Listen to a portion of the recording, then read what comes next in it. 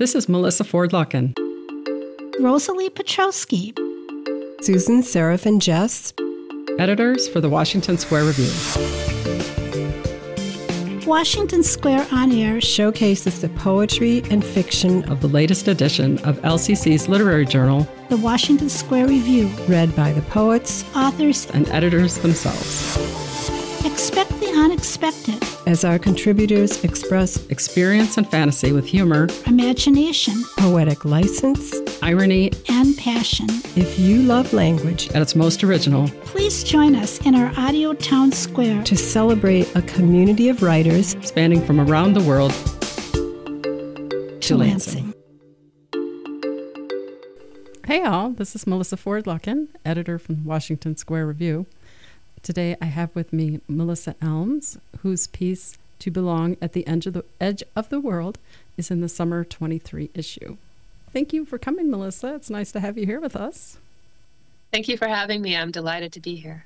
Awesome. Could you tell us a little bit about your piece and what was going on in your life when you wrote it? So To Belong at the Edge of the World is a kind of a character study that I started thinking about ideas of place and belonging. I was thinking about ideas of feeling alienated in your own community. I'm not really sure where it came from. I probably, I was a military brat growing up. We moved every 3 or 4 years until I was in high school. And I think it probably has some residual angst being worked through there. But just this sort of idea that you should belong, but you don't feel like you do. And the idea of feeling a little bit alienated as a result of having different interests and different sort of life expectations from the people around you. And how do you negotiate that? How do you navigate that? I think that's really fascinating because while your examples are very specific in the piece, it's something that everyone can relate to, regardless of if you grow up, by the side of the sea or in the city. And it's also something that is cyclical. And I think a person might go through different phases in their life where they feel this kind of disconnect in their community, even, multiple times over a lifetime. Was it the piece? Yeah, and I think... Go ahead. Oh, I was just going to say, I think that, this is sort of this character, it's her first time feeling this in this sort of very tangible, visceral way. And I think that she's, I think you're right. I think she's starting on that journey of discovery and rediscovery and kind of continuously trying to reinscribe who she is in the world and what the world is for her. Where did the inspiration come for the seaside aspect? I was just thinking about living at the edge of the world and what would that look like. I think possibly it comes from the medieval Mappa Mundi, the maps of the world from the Middle Ages. In my day job, I'm a medievalist. I do medieval literature and culture. And when I was writing this, we were looking at the global Middle Ages and kind of looking at maps. And I think I was just looking at, in a medieval Mappa Mundi, in particular, the Western European maps, you have sort of, Jerusalem's at the center of the world and the rest of the world kind of branches out from there. But all around the perimeter, you have this sort of circle of ocean. And all it says there is, here be monsters, right? And so I was kind of working with that sort of trope of the edge of the world is water, right? That's pretty fascinating because in the piece, you do have lives in the water. You mention creatures in the water. So it's the water isn't the edge really of the world. It's kind of the edge of the land, but then the world continues out into the water. Talk a little bit about the creatures that you have in the water. So, the water is always teeming with monsters and monstrosity. If you look at, and again, this is looking at medieval maps, they always have these incredible sea monsters, giant monsters, small monsters. They're all wonderful to look at. And I think I was I'm always interested in how there are so many living things and so many ways of living so far beyond what humans can see. That's kind of one of the things that I'm really fascinated with and preoccupied with as a writer, both in my fiction and my poetry. And so I was really thinking about, we have this rich body of folklore in every culture that is adjacent to water about what's in that water, right? And I was kind of pulling from that and thinking about what it's like to live in a culture that both relies on the water for its livelihood and is also, in a folkloric sense, deeply suspicious of and afraid of that same water, that life-giving water, is also a terror. And I think that's so fascinating, that tension that lies between we need it and we love it, and also we're terrified of it. It's something that's always fascinated me. That is really interesting to think about people when they don't go in the water, but they're still affected by the life and the mythology that comes from the water. So it exists in their imagination, but not in their real life. Yeah. And I think in some ways it's more real because it's imaginary than it would be if you actually encountered something. There's something really incredibly immediate and arresting about these imaginary fears that humans have across the board about all sorts of things, right? Do you think that's because they can't see them, and in your own imagination you can create whatever it is that's most maybe terrifying to your unique mind? I do, and I also think it's to do with the deep-seated need that we have to understand things, to classify things, and to know where they are and what they are, and understand them. And when we don't, we tend to make it up, or to insist on finding a way to explain it that somehow gives it some kind of sense and assigns us some sort of power over it, right? Whatever it is. I think that's fascinating too. Yeah, that certainly makes sense that the creatures of the sea would linger longer in someone's mind because they can't classify them, because they can't see them. And someone else may see the creatures in the sea, or the life in the sea, or monsters, or whatever we call them, in a different way. So it's an ongoing conversation with no resolution. So. Exactly. And it's that lack of resolution and that tension in that I'm really, really interested in. Does that tension exist in other places in your writing? Mostly between people and place and people and people. I'm really interested in the ways that people interact and don't interact. And I'm really interested in the silences in things that are said and things that are not said. I think I tend to kind of try to slip between lines of poetry and lines of fiction and try to find what's going on within and beyond the story as much as in the story. I think too much. And I think that comes out in what I'm writing in some ways.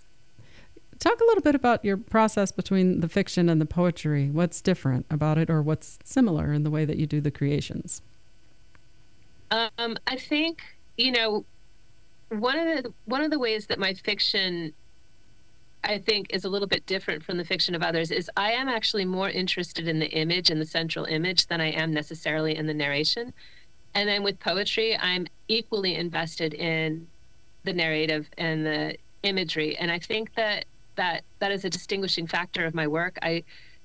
Generally speaking, and this is such broad strokes, and it's terrible because you shouldn't simplify things, but I think we tend to see poetry as being imagist in nature and fiction as being narrative in nature. And I tend not to make that distinction so much. I tend to start with an image, a snapshot, a photograph, some picture in my head that won't go away. And then I start writing to find out why, essentially, that won't go away. And depending on what that why turns into, it's either going to become very clearly a longer prose piece or very clearly a poetic piece, a sort of a shorter, more metaphoric kind of approach to it. But it always starts with an image, with something that I'm seeing. How do you know which direction you're going to go, fiction or poetry, when you go through the process? Not until about the second or third draft. Is it usually an intuitive thing? It's not for me. It's really, I'm a discovery writer. I start just by sitting down with the paper and that picture in my head and just writing to figure out where it is and what it's doing and why it's there. And then that shapes into being more about the image or more about my response to the image. And then that shapes into being more about what's particularly arresting about the image or why I can't focus on the image, and now I'm focusing on my response. And then that kind of turns into, oh, this is going to be a poem. Oh, this is going to be a work of fiction. Oh, this is going to be a creative nonfiction essay. It usually takes it's a bit of a process. In some cases, it goes quickly. In some cases, it's still going. There have been many situations where I've gotten, 10 or 20 pages in and realized this is not a story. This is like a little poem. Let's scale back. And there have been many places where I've had, a 3-line poem, and the image still isn't going anywhere. So then I have to keep writing, and then it's not just a poem. Now it's a couple of poems. Now it's a chapbook. Now it's going to be a short story as well. And that same image just moves and shifts into different forms. Some of them are very wily that way. And I think, when I'm thinking about my first book of poetry, Arthurian Things, it actually came out of my scholarship on the Arthurian legend. It started as critical essays, and what I was trying to figure out wouldn't come through the criticism. And so I started writing fiction, and that still wasn't working for it either. And then it just turned into a series of poems, and that fit. And so my work tends to be hybrid and multi-genre, and it's really just process of discovery constantly and rediscovery. That is one of the things I noticed. You were kind enough to send me some information about your background and what you've been working on and what you are working on. And I was really fascinated by the way that you'd gone from the intense academic scholarship into the creative writing, because a lot of times it's the other way around. And now that you've talked a little bit about your experience of it sounds like you were not completely satisfied with what you were getting in the scholarly writing, and then you moved toward the creative. You talk a little bit more about what that was like personally, the way that it felt to move from one. They're not really extremes, but they are quite different. They really are. And, I was one of those sort of very as you can tell, overthinking children, deeply preoccupied with, the life of the mind, the world of the mind, what's going on internally, interested in the world as well, and just trying to make sense of it. And as a child, I wrote a lot. And I really thought, I'm going to be a writer, I'm going to be a writer, I'm going to be a writer.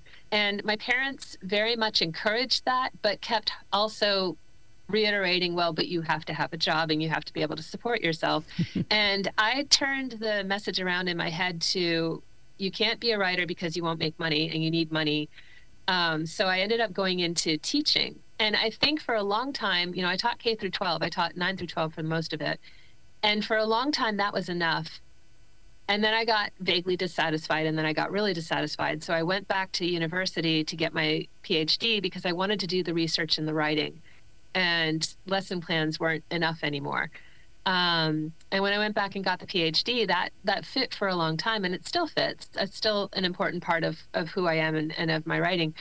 But I think the entire time, what I was looking for was a creative outlet, and teaching for a long time was a creative outlet. And then, the research and the writing and putting together research into an article or into a book, that's also a creative outlet. But at some point, about 3 or 4 years into my career as a professor, I realized, yes, this is great, but I'm also still vaguely dissatisfied, and I'm still trying to create something, and I'm still trying to push the boundaries of what I'm doing.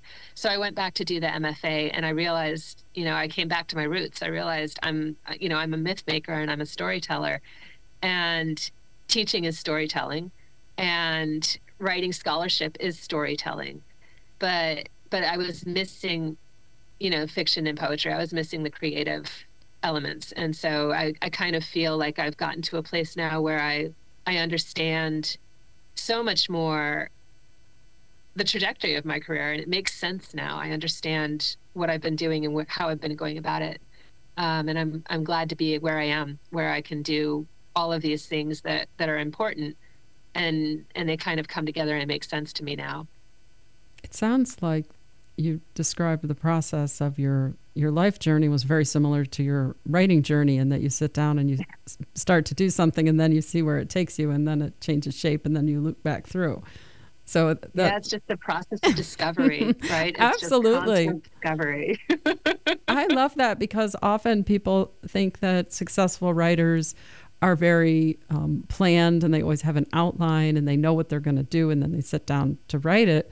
But that cuts short that whole discovery process. And I think some people end up discouraged when they sit down. And I love that you said that you wrote 20 pages and then you're like, ooh, this isn't what I want.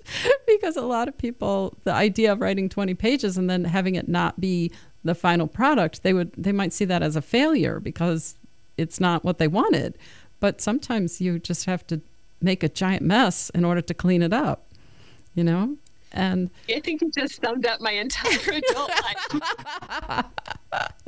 Oh, that's good. That's what we're here for. I am wondering. Yeah, I was going to say, I think, especially for non-traditional writers, people have this tendency to think, well, I'm too old, or I should have done this sooner, or, there's a lot of regret involved in coming to it a little bit later. I think, though, when you look back, you realize you have been writing all the time. Maybe you haven't been writing for publication, but there's never been a time when I wasn't scribbling away at creative work. It's just it was getting to a point where I felt that I had a point of view that was mine, and I felt that the genres that I was writing in were appropriate for what I was trying to accomplish with each piece of writing. And then I got to a point where I realized that I don't have to choose in terms of this or that.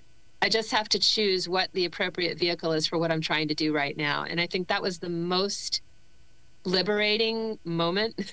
And it happened during my MFA, and it was because of some of the coursework that I was taking. And it was just so liberating to realize that the messages that I had received or that I had created out of the messages I was receiving from my parents and from the society at large about writers and writing were not correct, and that it was possible to do this and be very satisfied in what you were doing without necessarily having to be, Stephen King or Neil Gaiman in order to accomplish what you were trying to accomplish. I'm interested in what you were saying about the experience of getting the MFA. It sounded like that you were getting like a different community surrounding your work. Could you talk a little bit about what it was like to have that different community, and specifically like what did it look like, this other community that liberated you? Yeah, no, I mean, it was, the MFA was entirely for me. I didn't tell anybody except my husband that I was doing it. Like it was like this little sort of, and the reason that I did that is because the reason I went back to get my MFA was the same reason I went back to get my PhD, which was I have terrible imposter syndrome. And I feel like I need the credentials that society thinks that you have to have in order to do the things and be taken, quote unquote, seriously, or be viewed as a, quote unquote, real scholar or real writer. And, for me, that was the correct path because I needed that. I don't necessarily recommend it for everybody. If you don't need that, then don't do it, right? But I did need it. And what the MFA gave me was it gave me a responsibility to myself to get things done that I otherwise wouldn't put time and effort into because I wouldn't have time for it because I had to spend my time on my family or I had to spend my time on my work for my day job. But here I was taking courses and I had to produce pages because I had to workshop them. And that essentially gave me permission to write what I wanted to write and not feel like I was stealing time from other things that were, quote unquote, more important. And the community that I had, I did it through Lindenwood because why not? I could do it with the faculty tuition benefits. And what I found was I found a community of writers who got together once a week. I took a once a week on ground class. And that moment was really, it was ritualistic and it was sacred. And it was a place for us to just leave our outside world behind and focus on writers and writing. And for me, that was the space that I needed to start making sense of what I was trying to accomplish and how I could accomplish it within the parameters that I had already inscribed upon myself. I had a family I had to be responsible for. I had a career that I had to be responsible for, but also the ones that are put on you by society, right? As long as I was doing this for a degree and for credit, then it was legitimate work that needed to be done. And somewhere along the way, my professors and my colleagues, my peers in the program helped me get to that point that I needed to get to, where it was crossing the threshold into, no, I actually don't need to justify this in any way because I am a writer and writers write, and therefore it doesn't require justification. I'm just going to sit down and take this time and do this thing that I need to do. And I'll forever be grateful, because I don't think I would have done it if I hadn't taken that degree, because I don't think I would have ever given myself the right to do that. Mm-hmm. And again, that's just my personal trajectory. I think that brings us a little bit back to the piece that that's in our issue, is because the voice in the piece is also struggling with the imposter syndrome and the value of their work and what is the value of their work. And I think that's something that can resonates with a lot of people, especially creative people, because it's hard to balance your responsibility and your family and your obligations and what society tells us is important with the creative drive that lives inside yourself. And I'm thinking about it now also in context, with the SAG-AFTRA strikes and the writer strikes, and people's responses to them. I'm 100% pro strikers. Don't be a scab, don't cross that line. There are so many people who are up in arms, and they're like, well, you knew what you were getting into when you went into this job, and well, you need to be producing the content, and you have responsibilities. And there's this interesting conflict between society wants the writers and the artists, but they don't want to give the writers and the artists the time, space, and financial stability that they need to create. And so I think, when I'm looking at this piece in that context, it strikes me as even more resonant, because here we have this girl who does not feel that she's valued for what she brings to the table. And yet her community could, if they allowed her to, be happy with these stories that she's telling and be entertained by them and have that artistic creativity among them. And I just feel like there's a lot of that going on in our society now that makes the story kind of resonate even more strongly for me. It reminds me of what you were saying earlier about how even teaching is storytelling, because it is. In order to communicate with students, we need to frame things in a way that makes sense, and essentially that is a story. That is a story. Absolutely. So it's a beautiful thing that in different contexts doesn't get the value and respect, that it really should, because as you said, people desire it and they want it, and they long for it. And it's the thing that brings us together as humans. Absolutely, yeah.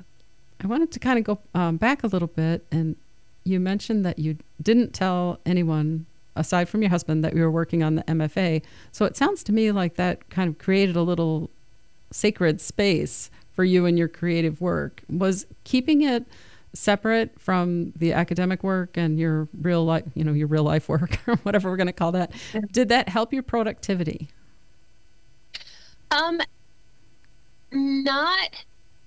Not in terms of just the creative work, but it kind of busted some dams open that needed to be busted open across the board. I realized that my scholarship was the writing that I wanted to do. It just wasn't the only writing that I wanted to do. So that was helpful, because I had been a little bit stymied in that.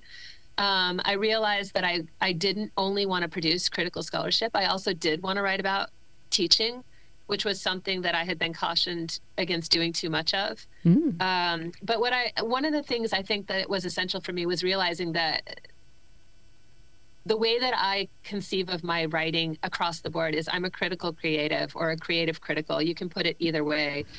And I'm opting not to differentiate between them the way that I used to. I used to place a very hard wall between my scholarly work and my creative work. But realizing that I was using my scholarly work to fuel my creativity and as a funnel or a channel for my creativity made me realize that they're mutually synergistic. I don't do creative work without critical thinking, and I don't do critical work without creative thinking. And so I'm going forward, I've opted to kind of just understand that I'm a hybrid. I work in the middle. I work kind of through both areas in all aspects of my work, and I think it's better for it. I think that's my voice, and that's my style, and that is my contribution. And I'm really happy with that. I'm happy with where that has gone since I finished my MFA. I've been more productive across the board in all areas because I don't force it in any one area. They all work together. And I think for me, that's the best place for me to be working from. That does sound really, really awesome. What are you working on currently right now? Oh my goodness. So right now like everyone else, right? So I'm working on my novel. Yes, of course. And, I'm working on a collection of short stories it's a kind of a linked novel, a novel linked in short stories. I'm working on a couple of potential poetry chapbooks. I'm not sure exactly where they're going right now, but one of them is two sisters who have been diagnosed with breast cancer, who are kind of navigating their own trajectory and also their sort of stressed, strained relationship with each other through this. And then in terms of scholarship, I'm working on a collection of essays that I've brought together contributors who are doing this critical creative hybrid. So they're selecting a medieval text that they love that's not one of the sort of canonical big texts, and talking about just personally why they love them and sort of melding the professional and the personal. And I'm working on my monograph, which is on violence and feasting in medieval literature. So several things in the mix right now. That sounds like a good mix to keep you busy for sure. I'll be busy. If listeners would like to connect with you online, where can they find you? So I am on X, formerly known as Twitter, and Instagram and Threads and Blue Sky Social, all is at M Ridley Elmes, RIDLEYELMES. Okay, great. If you, we'll post those in the show notes so that people can find you online and follow up with all of your projects and just hang out and check you out on social media. So sounds good. Thank you. Thank you very much for coming and talking with us today. We appreciate your spending time with us and sending us your piece. Thank you for having me. Thank you for listening to our talented poets and authors. Until next time, this has been Washington Square on Air, where we showcase selections from Lansing Community College's literary journal, The Washington Square Review, a publication featuring writers from the Great Lakes State, across the nation, and around the world. To find out more about the Washington Square Review, visit lcc.edu/WSR. We hope you enjoyed listening as much as we enjoyed sharing.